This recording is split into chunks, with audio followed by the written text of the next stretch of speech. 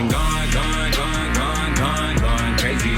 No, you can't blame me, you either hustle or lazy. I've been going all summer, running up the numbers, and you ain't gotta wonder how we doing.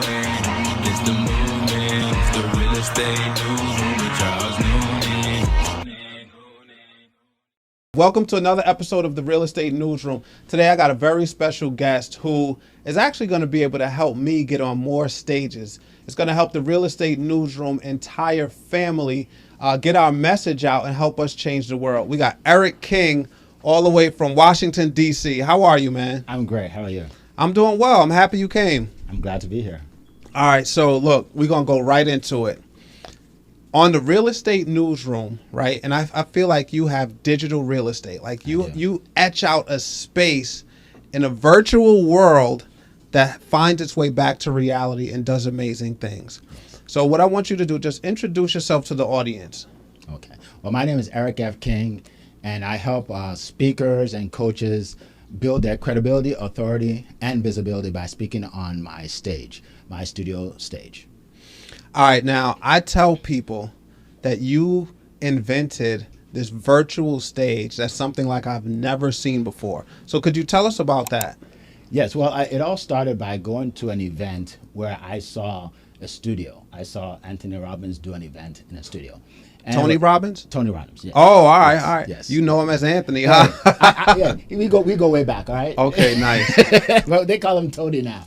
Right. Yeah. So, and it was a pretty impressive stage. You know, the Zooms were like 6 foot tall and the speakers were there live. And it was very impressive to me. So I called them and I said, you know, how do I speak on the stage? And they never got back to me. So I could either chase them down or create my own stage. And that's what I did. I created my own stage.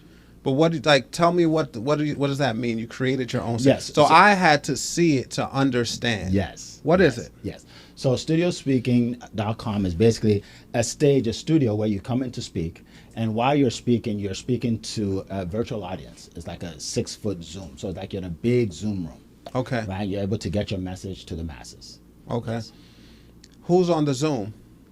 Well, we actually find these people from the ads that we do. So let's say you're speaking about real estate, right? So we will do ads to pull people that are interested in what you're speaking about. So you have people in the crowd that actually need what you have.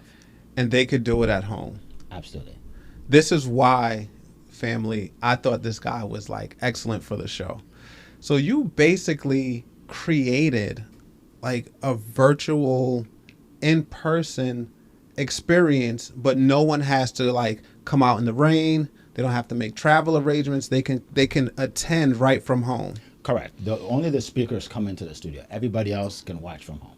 Okay, so how in the world did you create this virtual stage? Well, so I work with people that actually put it together, but I had an idea. And one thing I always say is you don't have to know all the pieces to it, right? I'm comfortable speaking. I've done it for a long time. I put events together, but then when it came to the studio, I had to get experts to put that together. Okay. What made you think of this, bro? Because this is genius, by the way, right? Whenever I tell people about what you do, I tell them right off the bat, you got to meet my friend Eric. He's created this phenomenal idea that, in my mind, it like far outpaces in-person events. Yes. The only negative is that they don't get the camaraderie of being in the room. They don't get to really like shake hands and meet people and things like that. However, from a scalability perspective, you can now have 5,000 people in one room watching a speaker on stage and not have to pay $50,000 like I did for a venue. Yes, absolutely. All right, so you put this thing together, and so you wait. You saw Tony Robbins do this exact same thing? It was similar. It wasn't the exact same thing. It was during the pandemic. Okay. So, he used to do live in person, and then he switched to doing that. Right. And I just saw it as being just a powerful way to get to people. And I saw, the people on the stage. I mean, when you're on that kind of stage, people look at you in a different light. Yeah. And then I did it. I went on a stage similar to that, and I got more people contact me than ever before. Yeah. I had 36 people book a call. And that's never happened to me before. I had 12 people buy my high ticket offer in the same day. And some of the people told me that it's because they saw me in a different light. So, Because they saw you in person or just on stage? On stage, but it wasn't on a regular Zoom, a regular live on Instagram, or you know, it was different. And Okay. it made me look more like a celebrity, so to speak. And I get it. Yeah. And I know that when you're helping out people get what they want, you'll have everything you want. So I said, okay, this is going to work for other people. That's when I started introducing it to speakers, coaches, and authors, and it's really taken off. A lot of people. I see what you're saying. You're saying you realized when they saw you on stage as an authority, there was power in it. Absolutely. So you took that and created a virtual stage. Now, I'm going to describe this for our audience, right? It's a bunch of monitors with Zoom, like in a Zoom style setting. Is it on Zoom? Because I see circles. It is. It is on Zoom, but it's like a 6. So you see yourself on a big screen. So let's say you're on Zoom, your face is actually about this big. Yeah. Yeah, on that Zoom. But as a speaker, I get to see the crowd. Yes, absolutely. Which still amazed me to this day that you figured out a way for me to speak on stage in front of people, but they're not there, but I could see them. Yes. You're speaking directly to them, basically, yes. All right. So I love that, bro. Like, that is one of the best ideas I've ever heard from a creative standpoint. Like, it literally is. And you realize being on stage, you're the authority. They look at you in a different light, like you said. What other benefits do you get from being on stage? Well, being on stage is just one of the benefits. There are a lot. One of the things we do is we make sure we do video of everything you do. So we are going to give you the reels when you're done that you can use on social media, right? Okay. We do photo shoots, so you have pictures that you can use for your books, your website, whatever it is. So we do that. And you also join a network of all the speakers, coaches, and authors that's spoken on the stage. So first of all, you get to have lunch and dinner with everybody. You know, Right. you get to network and possibly collaborate, and then you join this group, right, that you can work with for a long time, right? So you know, the speaking on stage is just one of the benefits. And one thing I do is anytime I have a group of people that speak, I ask them, what else would you like to see? Yeah. And when they tell me, I add that to it. So it just keeps getting better and better. Yeah, I love it. All right. So it sounds like, so you saw Tony Robbins speak. You tried to get in contact with him to no avail. No avail. Couldn't find They him. didn't even reply my call. He didn't reply to your call. He meant everything. And it was just like, all right. So is that where you came up with the creativity to do it yourself? Or is that where you came up with the idea that you want to help other speakers that want to get on stage? Well, I want to help other people, right? So when you call someone and you message them and you can't get a hold of them, you know, you can look at it in two different ways. You can either say it's not meant to be, or you can say, okay, well, this is a blessing in disguise. I need to create mine. If he gave me the opportunity to speak on the stage, that could have been the last thing I did with studios. But because he didn't, I had to create my own, and now I'm able to help so many people. I love it. I love it. All right. So you created your own. What made you say, I want to do this for other people? I want to help other people. And obviously I'm very intrigued by this, bro, because I don't see a lot of creativity on this level. What made you turn helping other people into a business? Well, when I invited people to speak, right, they got so much value from it. And I always say that, you know, if you focus on making money, you probably won't make a lot. That's what everybody does. But if you focus on helping people, the money will come in, right? So people said, yeah, I definitely want to do this, like whatever it takes, right? So and then I saw the real value, and I kept just adding more and more value to it, and that's how I turned it into a business. What made you do ads to get people to show up? Yeah, so I used to get people to show up in different other ways, but what I found was the most important thing for the speakers is to have the people in the room that can actually purchase what they have or join or buy their books, right? So it doesn't really make sense just to get people, right? You want to get the target audience. Qualified people, yes. So that's what, one lady spoke on our stage, you know, she had 5 calls booked before she got off the stage, right?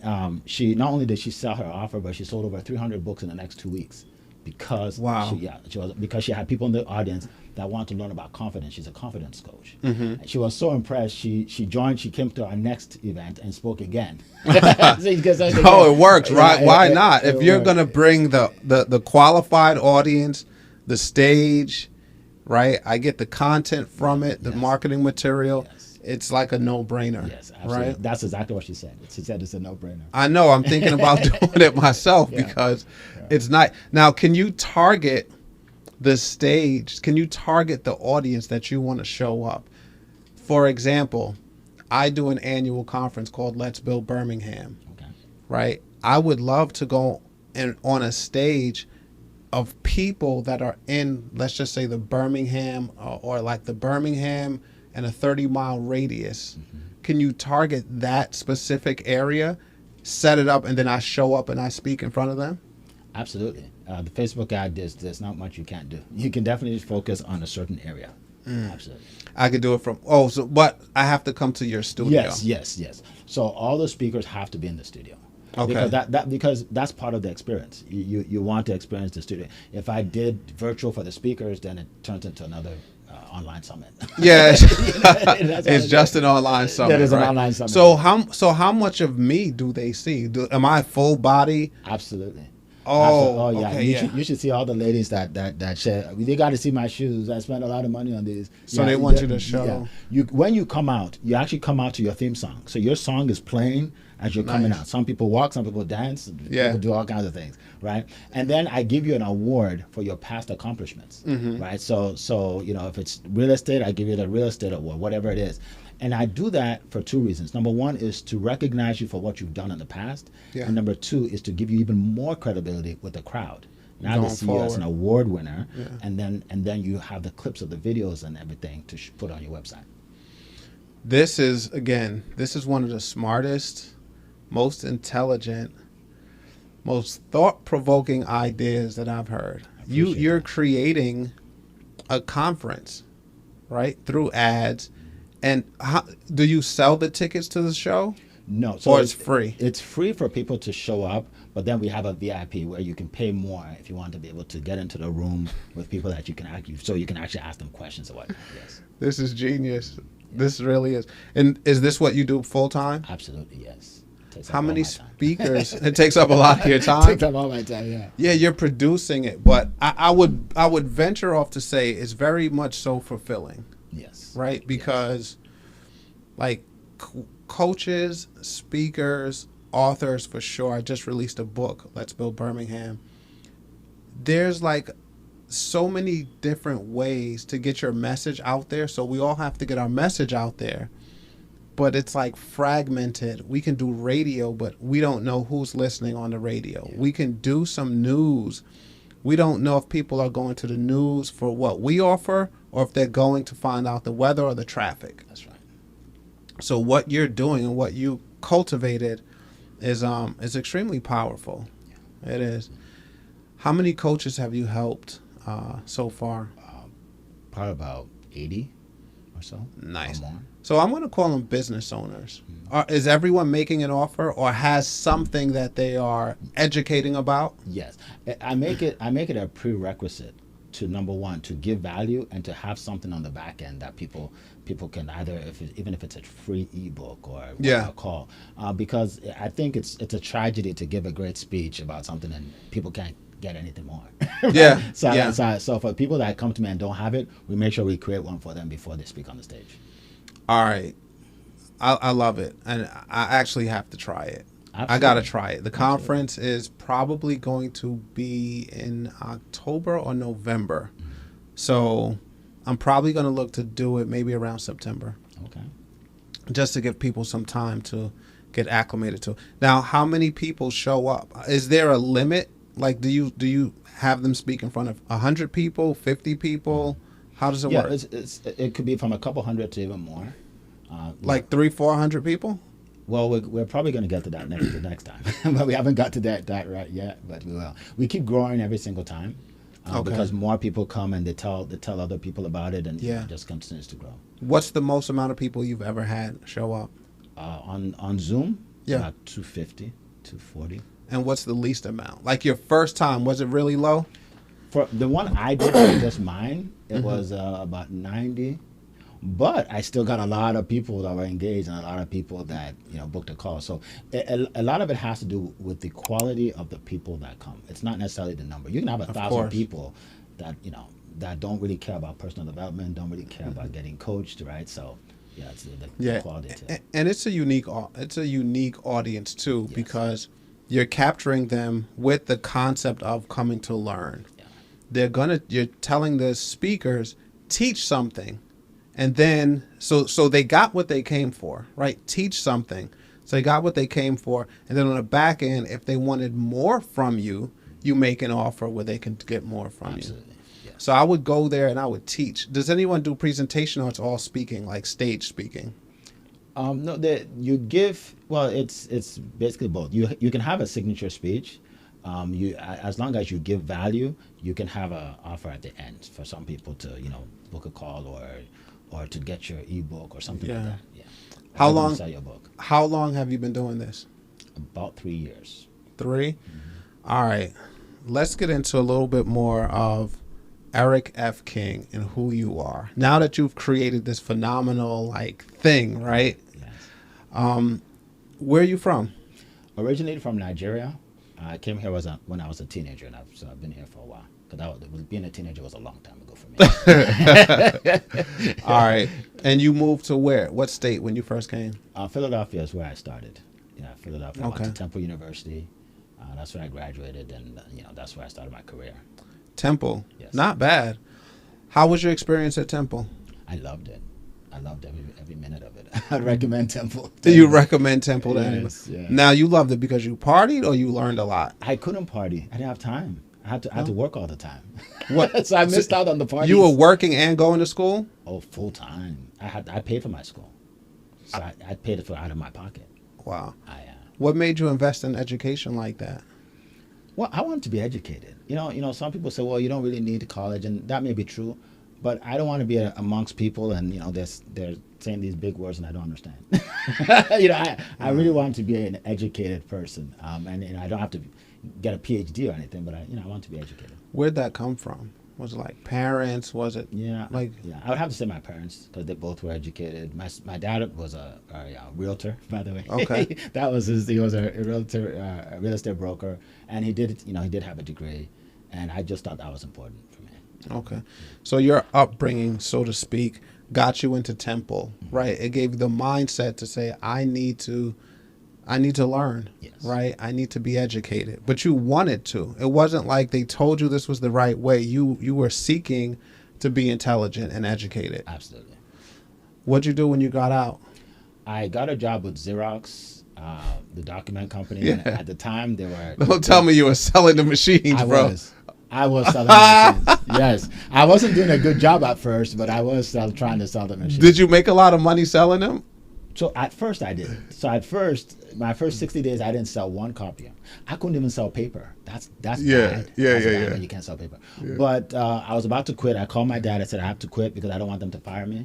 And he said, no. He said, what you need to do is find a guy that sells the way you would like to sell. Mm-hmm. And so I started to shadow, which is follow somebody.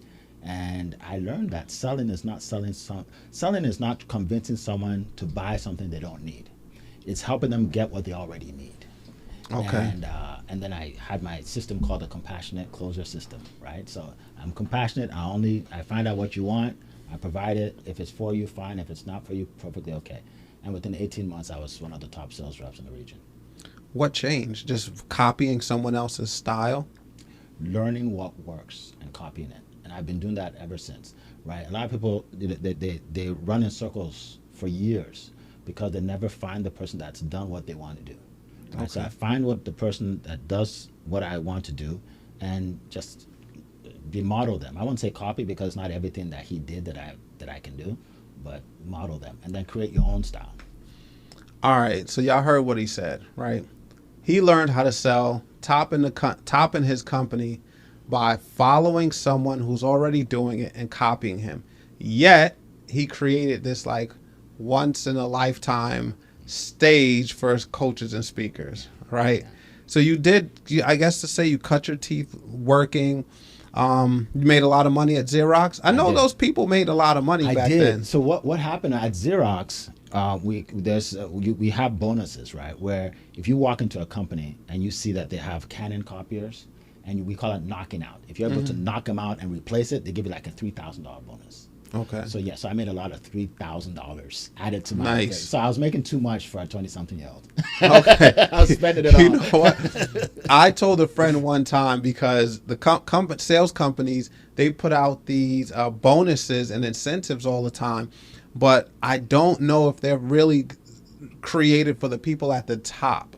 I think they're created to help the people at the bottom retain some staff. And man, I took advantage of an incentive at work one time. I made so much money. I told a friend of mine, I said, this company is overpaying me.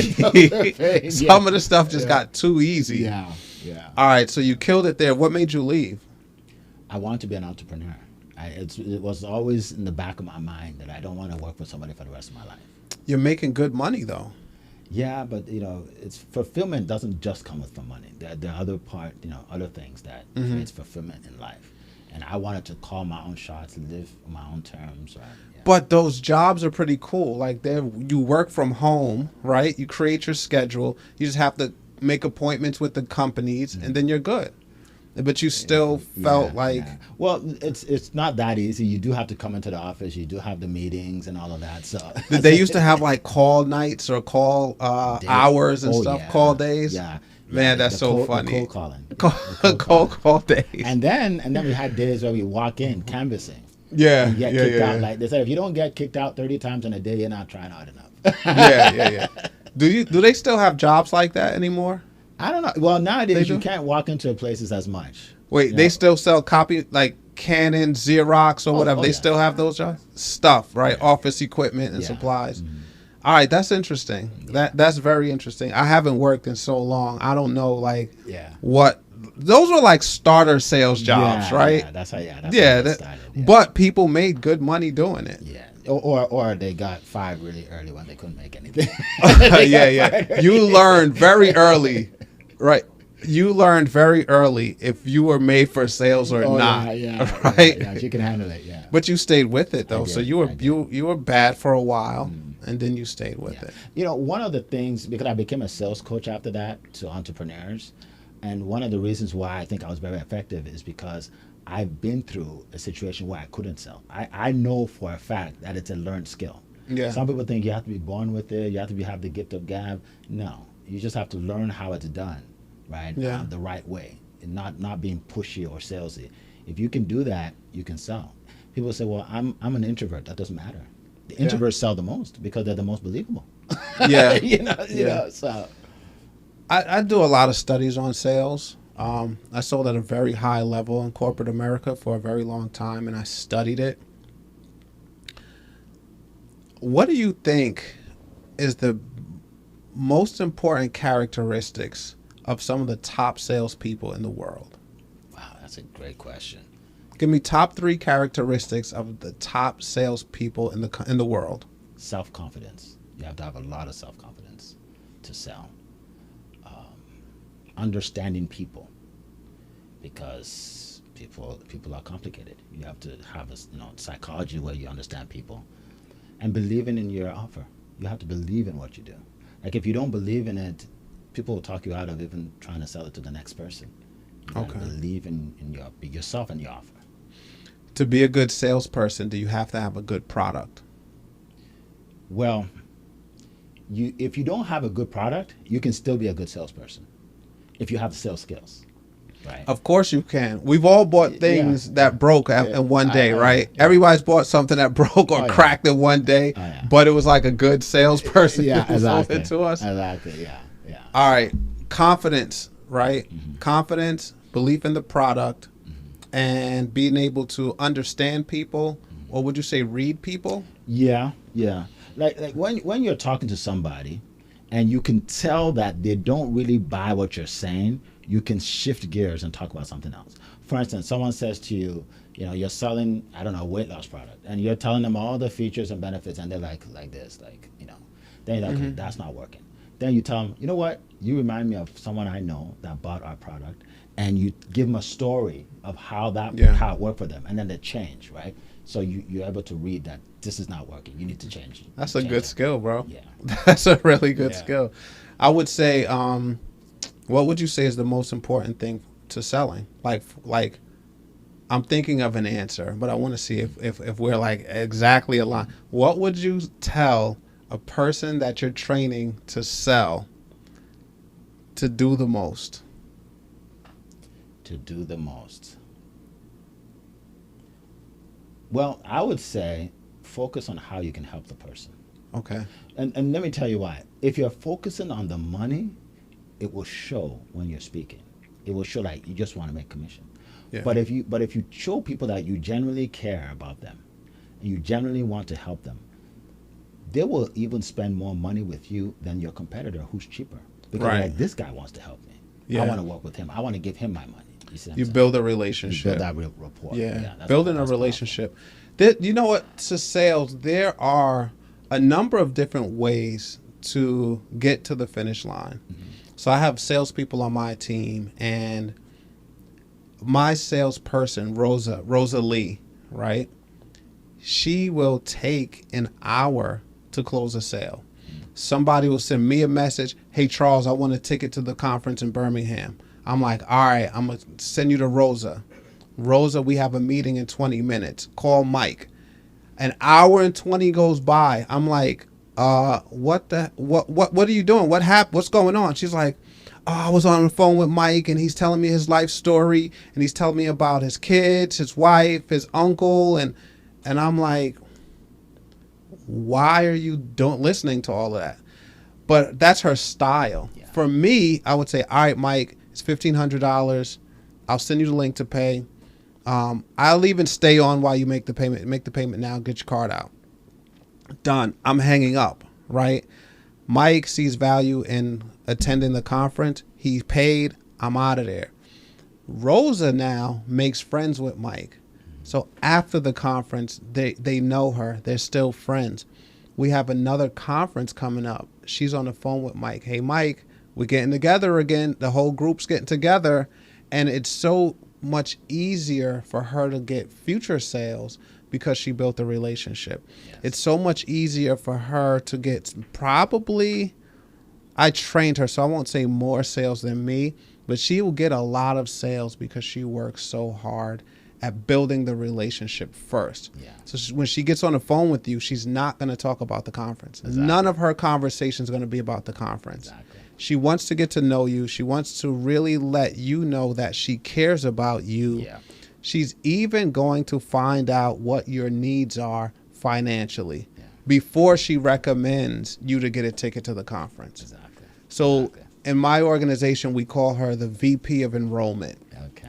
Yeah. And it's really important for her. It's really important to the organization because we actually want to be around the right people. We want to be around like-minded people. So you actually do go through a little bit of an interview before you either become a mentee or get in a room with me personally, because I just want to make sure the minds are alike. Yes. Right? Yes. And I teach that a lot in terms of building that rapport. You know, I've met with a lot of people, you know, and after talking to them and getting to know them and their goals and their dreams, then they say, "You know what, let me be honest with you, Eric." And they just tell me everything, their whole situation. One lady told me, she said, "Look, I want to do this, but my husband won't let me, but we're going to get a divorce in a year, and I'm going to call you back because I want this." Now, if I didn't build a rapport, she would not go through all of that. And she Yeah. called me after the divorce, and she bought. Nice. so you get, when you build that rapport, like yeah, they'll go out of their way to get what you have. So you actually sell? You're still to this day? Yes. Well, that's what I'm an entrepreneur. Every entrepreneur is selling, right? I'm Yeah. selling people on my stage. Yeah. I don't do my coaching as much anymore because I've incorporated it into the offer for people to speak on stage, so they Right. get my coaching as well. Okay. So that's what I focus on. Yeah. Nice. The number one thing I would tell to someone who's looking to get into sales or is looking to be like a phenomenal salesperson would be to ask questions. Absolutely. Absolutely. If you had 10 minutes in a sales call, I would recommend any salesperson to spend 8.5 minutes asking questions. Yes. Absolutely. Needs assessment is the most important part of a sales call, Absolutely. right? if someone goes into a sales call and they're just talking, Yeah. would you agree? Yeah. They're going to, because they're commoditizing their offer. If I come to you and I say, okay, I'm selling this, these are all the benefits, this is how much it is, are you interested? I just commoditized it. So now you're going to say, okay, no problem. Let me look around. Let me search around. Yeah. But instead, if I spend the first few minutes asking you, what kind of cup are you looking for? What kind of cup do you need? And we're going through all of that. And then the last few minutes say, you know what? I have one for you, right? And I bring it out and you're like, that's perfect. Then you buy. So the questions are just, you have to ask the right questions. Extremely important. 90% for me. Extremely. 90% questions. 10% just presenting. Because if you ask the right questions, you already told me you want a white and red cup, 6.5 ounces, that has Real Estate Newsroom on it. And I'm just saying, here it is, and this is how you pay for it. Yes. That's how sales is. Yes. Why do most people get that wrong? Because they're so focused on making the sale, making the money. They don't realize it's about helping the person. Like when you help the person, look, they'll pay you more than your competitor if they believe in you and they trust you and they like you. Mm-hmm. Right? So a lot of people don't have the training. They don't know that you ask the questions first. My analogy is sell like a doctor. If you went to a doctor and the doctor walked in and said, you know what, we have this new antibiotic that's going to help you out. It's helped Susie, it's helped Sam, right? Yeah, I'm just going to prescribe it for you. And he walks out. You'd be like what just happened? I'm not taking it. But if he comes in and he asks you, what are your symptoms? And he finds out all your symptoms, he diagnoses you and says, okay, based on everything you said, this is what I'm going to prescribe. Here's the prescription. Now you're like, I'm going to go get it. The same thing. So if you're a doctor and you're not asking questions, you're not going to help people. If you're selling, you're not asking questions, you're not going to sell. That's a really good analogy. Because the doctor took the time to understand your pain point. Absolutely. Right? Absolutely. So he says, I know exactly what could help you. Take these for, 2 a day for a week. Yeah. And you're like, oh, yes, thank you. And you go get it right away. Before you go home, you do the prescription and you go get it. Yes. Because he took the time to understand what your pain point is and what could solve it. Absolutely. Selling is exactly the same. If you take the time to understand the pain point, then you prescribe, aka recommend a product, yep, you get the same result. Absolutely. They go right to where you tell them to go, they pay for it, and they take it. Yes. The more questions you ask, the more deep questions you ask, the more they know you care. And the more likely they're actually going to buy. Because this guy actually cares because he took the time to find out what I wanted. All right, there's a science to selling then. Yeah. Right? Yes. What do you think about when they say the numbers and the dials? Do you think, because you said to me earlier, the size of the room doesn't matter. Mm-hmm. It's more about the quality of people. Yes. Then your offer, right? If it could solve the pain point that those people have, you can make more money in a room with 90 people than you can with 190. Absolutely. So your question is, is it a numbers game or not? Yeah. Okay. Yeah. So I don't focus on saying it's a numbers game because that almost sounds like you're just running through people and eventually you'll get somebody. I don't like to say that. Myron Golden says make more offers. That I believe in that. And I love Myron Golden's teachings and preachings. But you're saying take your time and do one offer at a time. You're saying take your time with each offer. Mm-hmm. Don't rush. You don't need to make more. You need to make more quality offers. It sounds like your assessment of the best way to sell. Yes. So you need to make quality offers. However, you have to talk to more people too. Why? Because not everybody's going to buy your offer, even if it's a great offer. Mm-hmm. Right? Someone came to me and said, well, Eric, I created this product. I talked to 10 people that weren't interested. I said, what does that have to do with anything? Mm-hmm. I give the analogy of McDonald's. I don't like McDonald's. I never go to McDonald's. I can't stand their food. There's nobody in the home office at McDonald's thinking, what are we going to do? Eric F. King doesn't like our burgers. Right. They're focused on the people that do, right? Yeah. So you still have to talk to more people. Your success in a business is not predicated on any particular person. It's predicated on you getting to enough people to find the right people. So I believe that you do have to talk to more people, but you can't just focus on that and say, well, I don't really need to help people. I just need to talk to more people. Like that's the thing, Yeah. So that's So it's a balance. There's a yeah. science and there's an art at the same time. You know? The art of selling, and then there's a science There's of a science selling, to it, right? yes. I think they're one and the same, Really? obviously. Okay. Yeah, it's an art. I don't sell anymore. I really enjoyed it. I sold for a very long time, and I did really well at it. And then I just stopped because it got too easy. It got so easy, it got scary. Really? Have you ever sold something that got so easy that it was scary? I never looked at it as scary. Let me ask you this. Give me your confidence level 1 to 10 that you can convince somebody to make a buying decision today where when they woke up this morning, they had no clue of buying, no inclination, and no desire to buy. If it's something I believe in, a 9. You got a 9? I am. Yeah. That's dangerous, bro. I know. That's what I'm saying. That's what I'm trying to tell you. Dangerous. I stopped selling because I understand people. I understand needs assessment. I understand value, right?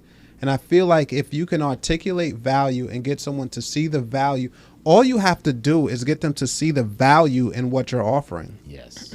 Yes. Yes. Everything else kind of makes sense. It has to make sense for them because if I'm asking, do you see the value in having a 4-ounce cup that's red and white that can hold your coffee, your tea, all your hot beverages and cold and do everything else it does for you? And you say yes, right? Then you say you don't have one and this fits in your glove compartment where you're driving off to work and it doesn't spill or whatever. It's like they had no idea they were going to go buy these cups today.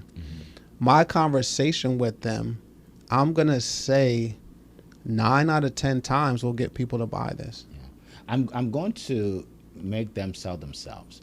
When someone sells themselves, then you got it. You got it. Like, it's not about convincing. I never use the word convince. Yeah. Because, you convince somebody, they'll probably bring it back, right? You don't convince. You just make them realize that they need something they never knew they needed before. All right. Master selling. So when did you master selling? I mastered it at Xerox because I moved up the ranks, and by the time I got to VP, I think I mastered selling. Yeah. So one job out of Temple, you mastered the art of selling? Absolutely.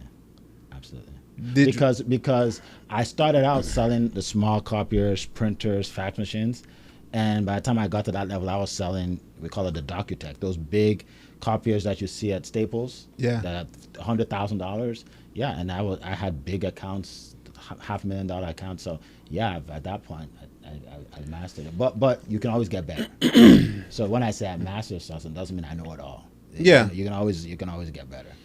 All right. So from there, you went into entrepreneurship? Yes. What made you leave? And so you're a master seller, right? President's Club. Yeah. Oh, absolutely. Circle of awards, inner circle, Inner circle, all the trips, elite. all Yeah. the trips Blah, and blah, all blah. that. Yeah, right. yeah. All right. So you mastered it. Why not stay? It wasn't as fulfilling anymore. Yeah. Money is important, but it's not the everything, right? Because I wanted to build a business. I wanted to be a founder. Okay. When I was a kid, my dad had a real estate company, and his name was on the building.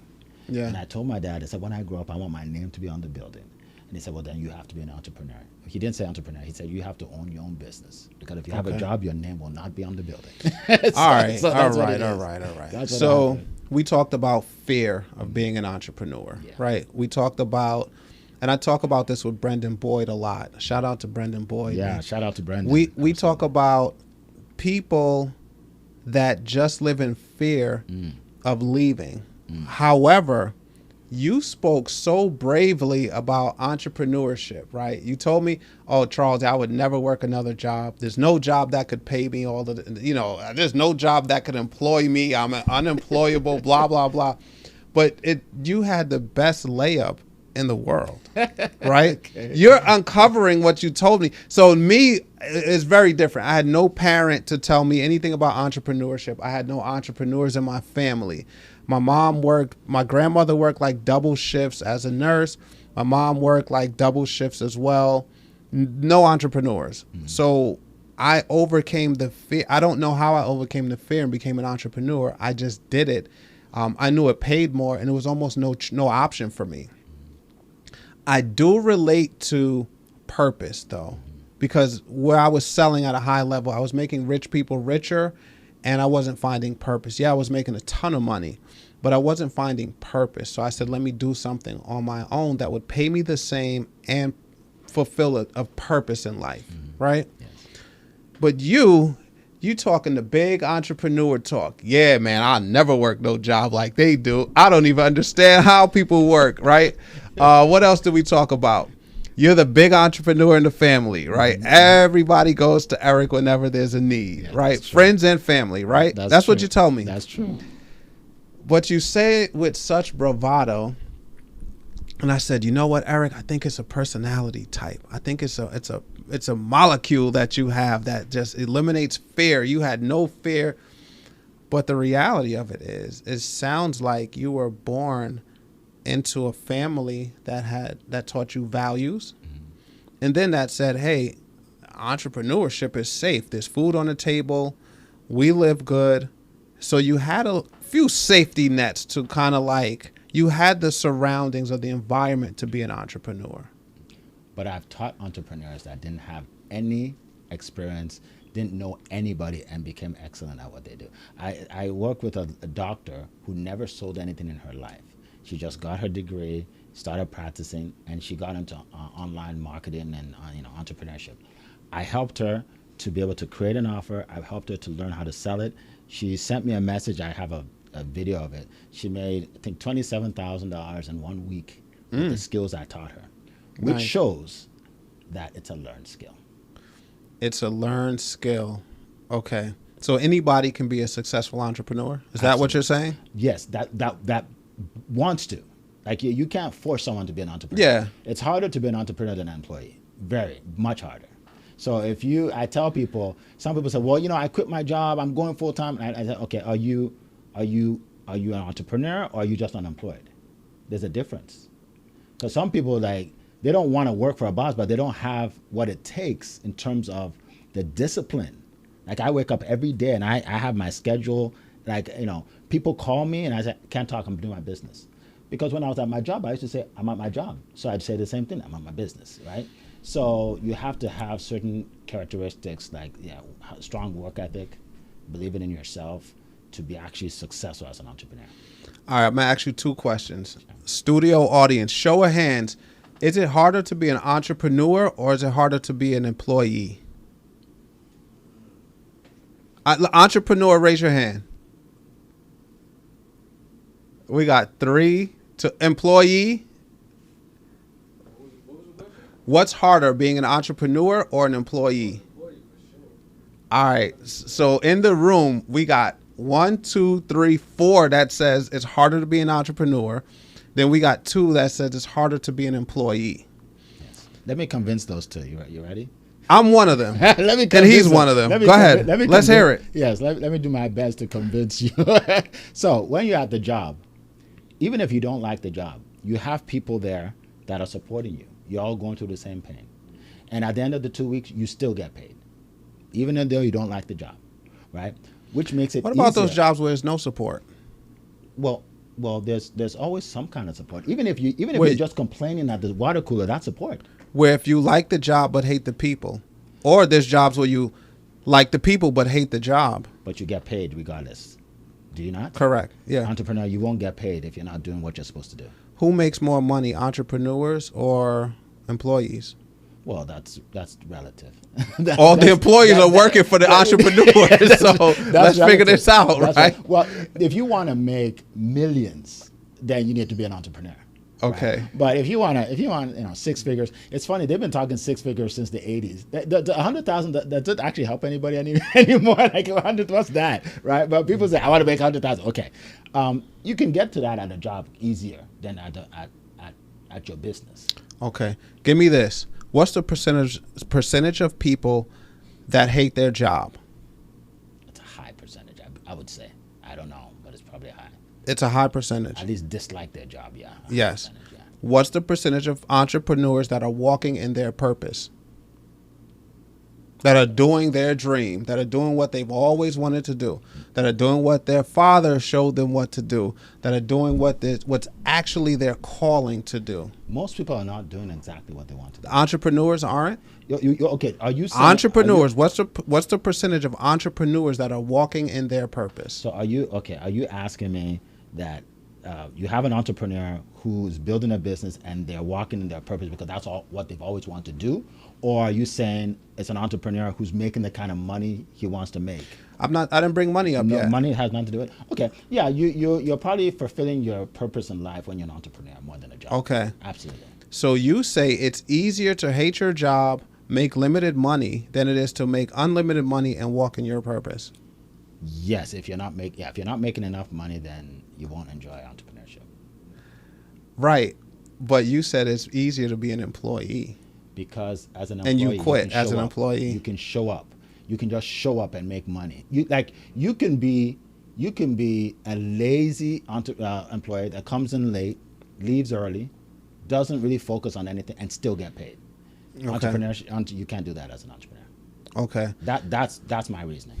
How does it feel driving to work around the holidays when you hear your company's doing layoffs? Well, I would assume, because I never had that experience, but yeah, it would be pretty. It could be traumatic. You could be depressed and you have a lot of anxiety. Yep. Yeah. How many people get laid off as entrepreneurs? Well, you can get laid off, but you can be worse off than someone that's even laid off because if you're not making any money. Yes, but is it bad when you're in your purpose? If you can't feed your kids, it is.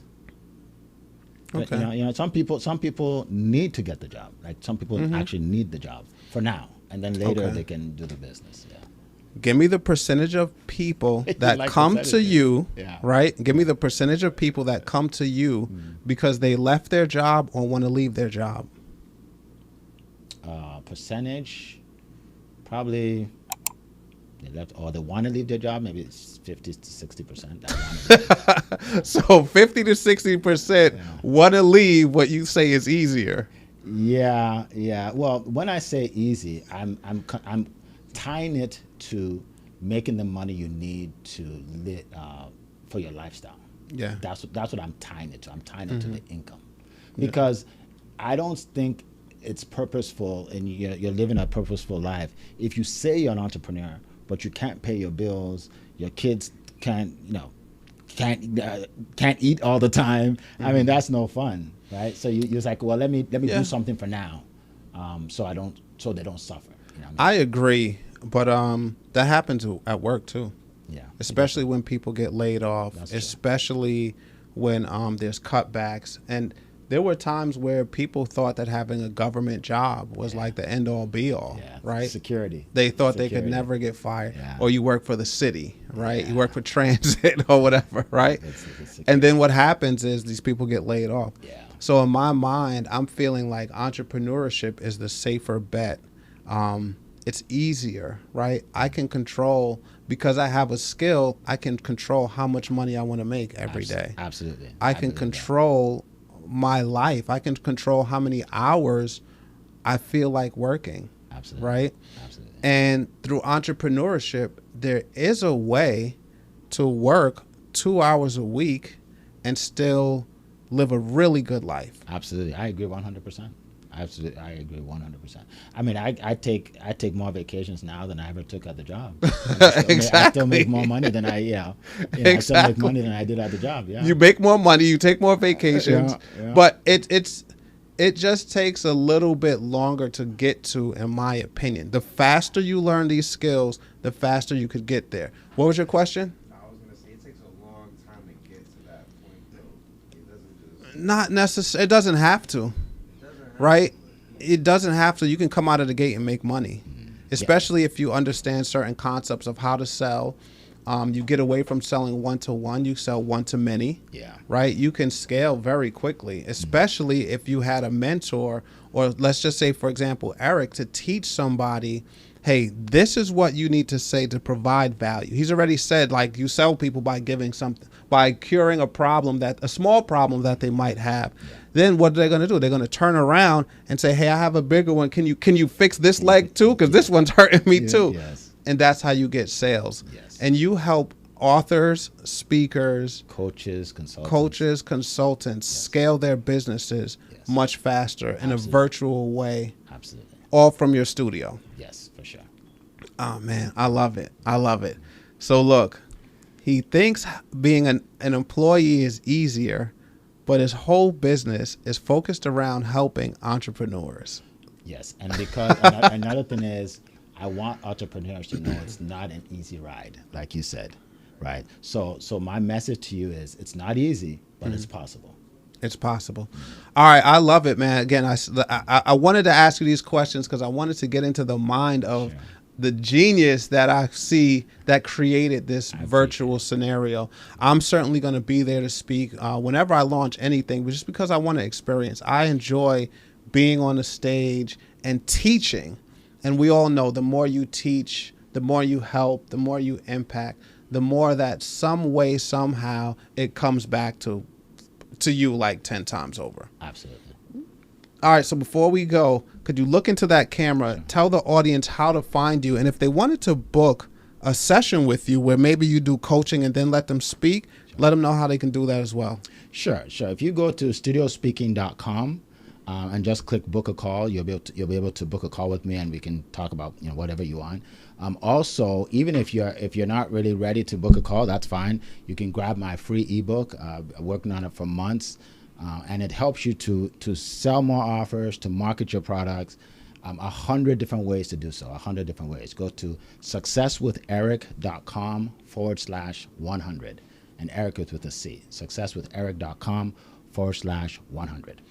I love it, man. How fast can someone book a session in the studio, or is it booked out for the next couple of months? No, so I do have some spots available for my next event. So yeah, there's still availability to all right, perfect. I'm gonna get on your show. Awesome. All right, Awesome. Guaranteed. Awesome. All right, guys, that's gonna wrap up today's edition of the Real Estate Newsroom. I appreciate you guys watching. Make sure you like, subscribe, and leave a comment for Eric, because this was a very interesting conversation. I enjoy being around really intelligent people, especially creatives, because I feel like as a creator myself, I enjoy just spending time with people that equally create great things. Thank you. So thank you, Eric F. King. We'll see you soon on the next episode. Take care.